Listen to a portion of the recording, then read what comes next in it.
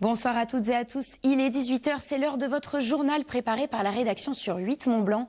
Nous sommes le mercredi 11 septembre 2024, voici les titres que nous allons développer ce soir. Direction le Beaufortain pour commencer cette édition où nous vous présenterons une alternative innovante pour la traite des vaches en Savoie avec l'utilisation d'une machine fonctionnant grâce à des panneaux photovoltaïques. Les précisions dans quelques instants. Et puis dans un tout autre registre, nous nous intéresserons aux chiffres de la Chambre Savoie-Mont-Blanc de la Fédération nationale de l'immobilier. Le syndicat vient de sortir son bilan pour la saison passée et il s'avère nuancé, nous le verrons.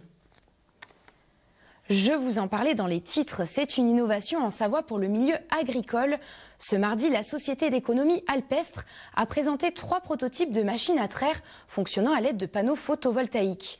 Une alternative jugée plus confortable, mais surtout présentée comme plus écologique pour les agriculteurs, puisqu'elles éviteraient chaque été l'émission d'environ 4 tonnes de CO2 par troupeau.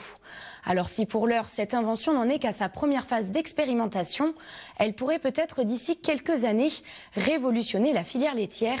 Kezia Poudou était sur place lors de leur présentation. Reportage. Cet été, la consommation en carburant de cet exploitant agricole a été divisée par 2. Et si cette économie a été rendue possible, c'est grâce à l'énergie du soleil. En effet, depuis près d'1 an, des machines à traire équipées de panneaux solaires sont en expérimentation. Une dans le Val d'Arly et 2 autres dans le Beaufortain. Une innovation savoyarde qui améliore la qualité de vie de ces agriculteurs. Nous, cet été, on a fait, on va dire, plus d'une traite sur 2 au solaire. Donc c'est énorme. C'est énorme, sachant qu'on n'a pas eu un été exceptionnel non plus, au niveau météo. Donc c'est énorme. Et puis après, c'est cette qualité de... là, le groupe est en route, vous n'entendez rien. Voilà, apprendre plus que le bruit de la pompe à vide, uniquement.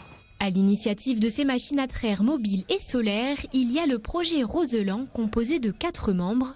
La Société d'économie alpestre, la commune de Beaufort, le Conservatoire d'espaces naturels de Savoie et EDF. À partir du moment où ces acteurs se rencontrent, on voit qu'il y a à travers un espace de dialogue, on voit qu'il y a des directions communes qui peuvent être prises. Et la direction de l'alimentation, de l'énergie sur des sites isolés a vite été finalement un fil rouge sur lequel on s'est appuyé. Et du coup, on s'est dit, tiens, comment, en bénéficiant notamment de l'ingénierie, de la puissance industrielle d'EDF, partenaire implanté avec les barrages, on pouvait finalement trouver et tester des choses sur les machines à traire mobiles.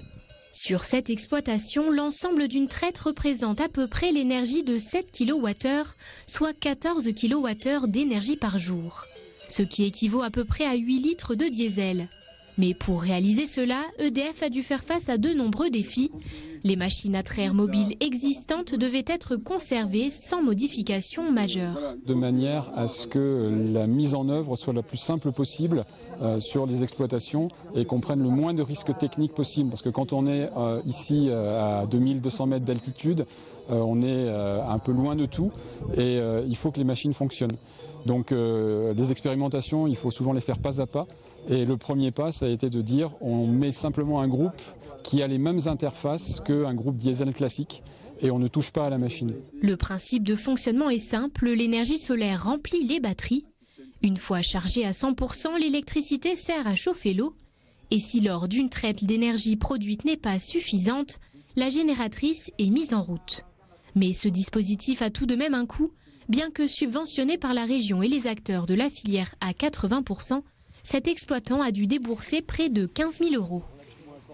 Également à la une de l'actualité ce soir, comme tous les 6 mois, la Chambre Savoie-Mont-Blanc de la FNAIM, la Fédération nationale de l'immobilier, vient d'établir son panorama du secteur pour la saison estivale qui vient de s'achever. L'été s'annonce en demi-teinte, avec notamment une légère baisse de la fréquentation sur notre territoire. Elle s'accompagne aussi d'une chute des locations et des transactions de l'ordre de 22% sur 1 an en Haute-Savoie et 16% côté Savoie. Pour expliquer cet état de fait, plusieurs données sont à prendre en considération, comme nous l'explique la présidente adjointe de la FNAIM Savoie-Mont-Blanc, Bérangère Servat. Elle répond aux questions d'Emmanuel Jaude. Les chiffres ne sont pas définitifs encore, c'est plutôt les premières approches à l'issue de cette saison d'été. La location saisonnière a été plutôt une baisse moyenne d'environ 8% par rapport à l'année dernière. Bon, c'est vrai que l'année dernière, c'était plutôt une belle saison. Et donc, on a bien senti une fréquentation moindre, notamment sur les courts séjours Et puis aussi, on a vu une diminution en fait des réservations de dernière minute que l'on retrouvait dans nos saisons estivales précédentes. C'est très marqué notamment sur le mois de juillet, qui a subi une baisse vraiment beaucoup plus importante sur nos stations plutôt que le mois d'août, qui est en baisse mais en baisse moindre par rapport au reste de la saison. Sur la partie transaction, j'aurais un bémol, c'est que nous on a trouvé plutôt et notamment sur le secteur des montagnes de haute altitude, hein, donc sur nos grands domaines, on a trouvé une augmentation globale de la transaction. Et on se rend compte aussi que le panier moyen est... alors évidemment, vous avez toujours les très belles résidences de luxe qui fonctionnent très bien, les très beaux projets. Mais on a remarqué, notamment par exemple sur le territoire sur la ville de Méribel, sur la station de Méribel, où on a eu très clairement beaucoup de demandes sur des biens entre 400 et 800 000 euros. Alors c'est des gros budgets évidemment, mais c'est aussi pas des budgets si importants que ça pour ces stations-là. Ça signifie aussi que certains touristes font le souhait et le désir de continuer d'investir à la montagne, et peut-être en prévision du réchauffement climatique et de la difficulté d'accéder aux stations balnéaires du Sud dans les années à venir. Et dans le cadre de notre série sur les édifices culturels remarquables du département de la Savoie, nous vous emmenons ce soir pour terminer le journal au théâtre Charles Dullin de Chambéry. Cette année, l'édifice souffle ses 200 bougies, l'occasion de revenir sur l'histoire de ce monument d'envergure qui a connu bien des rebondissements, comme nous le raconte Fanny Savard dans ce reportage. Le rideau se lève, imaginez une salle pleine à craquer au milieu du 19e siècle. Nous sommes ici au théâtre Charles Dullin de Chambéry qui fête cette année ses 200 ans. Mais avant d'être ce bâtiment emblématique de la Cité des Ducs, il a été dès 1776 un théâtre de bois construit sur les remparts de la ville.